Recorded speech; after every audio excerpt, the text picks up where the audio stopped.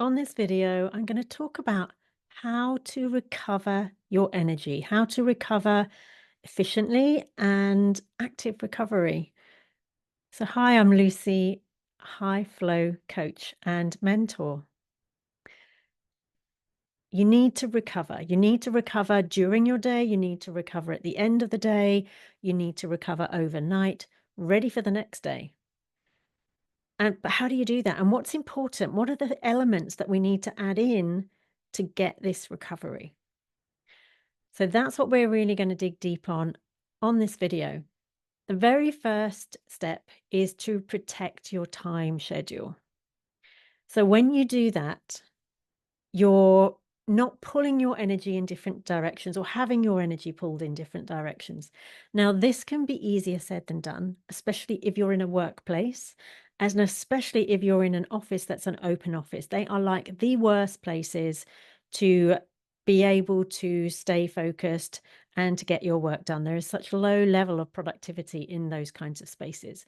But if you've got more control over that, and one of the ways to even have control in that kind of environment is if you are allowed to wear headphones, noise reducing headphones, even if they're just headphones, often people are less likely to interrupt you. So protecting that schedule, saying, no, I can't fit that in. You can say no in lots of different ways. So it might be, I can't do that and fit that into my schedule, but I think that so and so can do that. I think they'd be a really great person for you to speak to get that done. So protect your time and what you know you want to do within that time, within that chunk, within your day. So that's the very first thing. So that's going to help with your levels of energy. And then a truly so important and much underspoken about subject is sleep, your sleep hygiene, because this is the biggest part of your recovery during your day. This is getting in bed for 9 hours, having 8 hours of really great sleep. And there is a whole other video that I've done on sleep hygiene. So if sleep is your thing and you just think, man, oh man, I wish I could get better sleep for my recovery so that I'm ready to get up and run for the next day, then do check that video out. But it's so important to get that high quality sleep for so many different reasons. And I'm not going to go into that here, but you can imagine it's one of the best ways, A, to meditate, to relax, to allow your body to repair itself, mind, body, and spirit holistically. Because we don't take enough time generally to do that, many of us. And so when you can get some really great sleep in, that's going to be a great way to move forward with that. And the health benefits are wonderful because if you think of it on the opposite end, if you've got a baby and they're crying at night, or if you've got a dog, I've got a friend at the moment whose dog has got doggy dementia and she's getting woken up 2 or 3 times in the night because her dog will just sit there and look at her and go, woof, woof. It's like, do something, feed me, take me for a walk in the middle of the night because it doesn't know what time of day it is or night. And she is getting disturbed. And then there'll be a few nights where he doesn't do it and she gets a good night's sleep. But it's not good for her health. It's not good for her emotionally. She's more likely to be snappy with people. She is more likely to be dragging herself through the day, going off to sleep while she is working, and so on and so on. So getting that sleep is huge. So imagine that. Think about that when you are not getting enough sleep. And if you do that over a long period of time, that can be really detrimental to your health as well. And you might have heard that also, I know, staying on the subject of sleep because it is so important, that it helps with weight loss. And I always used to think, sleep, weight loss, how does that work?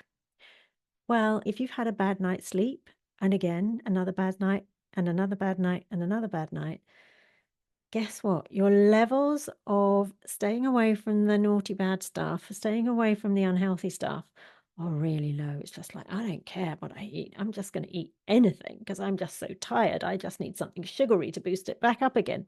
So that's how it can be detrimental if you're not getting enough sleep, but how it can be so good if you're feeling energized.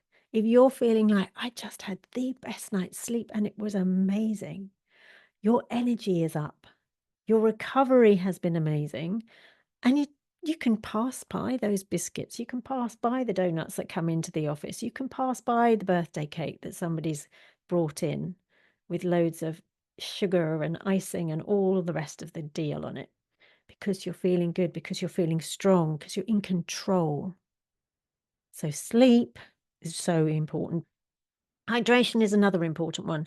Make sure you've always got a cup of water, a glass of water on your desk, and that you're drinking it. It doesn't just sit there, but you're actually drinking and taking that in, because that is going to hydrate you, of course. It hydrates all the cells of your body. It's good for your cognition. It's good for your joints. And it also helps with your focus. So having enough water, a minimum of 2 liters of water a day, and there are ways of working out exactly how much water you need for the size that you are. So somebody who's a bigger person will need more water. Someone who's smaller, like myself, mine is 1.8 liters, but I always drink at least 2, if not 2.5 throughout the day, because always got a cup of something on the go that's herbal tea or it's water. So hydration. Nutrition. Why is nutrition important for your recovery? Because your cells need to recover. They need to repair. We're wearing our cells out by living. And over 365 days, every single cell in your body is going to be replaced. So your cells are recovering in the best way when you're giving them the best nutrition. Again, there's another video on nutrition if you want to dig deeper into that. But get your nutrition on point, especially at the beginning of your day, because that's normally when you can get the most things done and your best work done. And then active recovery. So actively recovering throughout your day can be just stretching. So go and taking 5 minutes to stretch, whether that's your arms stretching over your head, right over your head, whether that's stretching out your legs, your back, and meditation. It can just be doing nothing. It can be going outside your home, outside your office, looking up at the sky, looking at the clouds, and just breathing. So doing some breath work. Breath work, breathing, and stretching are 3 things I like to do. So 3 forms of active recovery. So you're just topping up that energy level. And this is a non-negotiable for recovery if you want to recover throughout your day, every day. And actually, when I started doing that, it really helped with my sleep as well, oddly, because I was doing a lot of things to help me with my sleep. And then your emotions are so much better when you're doing these sorts of things. And you can ask yourself good questions. Like if you get stuck somewhere, stuck with something in your work, and instead of going, oh, I'm never going to get this done, it's too hard, you can start asking yourself good questions, because you've had that breather, because you've had that walk in nature. Right. Where can I look to get me help for this? Who can I ask that will help me to get through this? How can I now go about this in a different way to make it work? So you can still stay on track and ask yourself good questions. So that's the importance of non-negotiable recovery.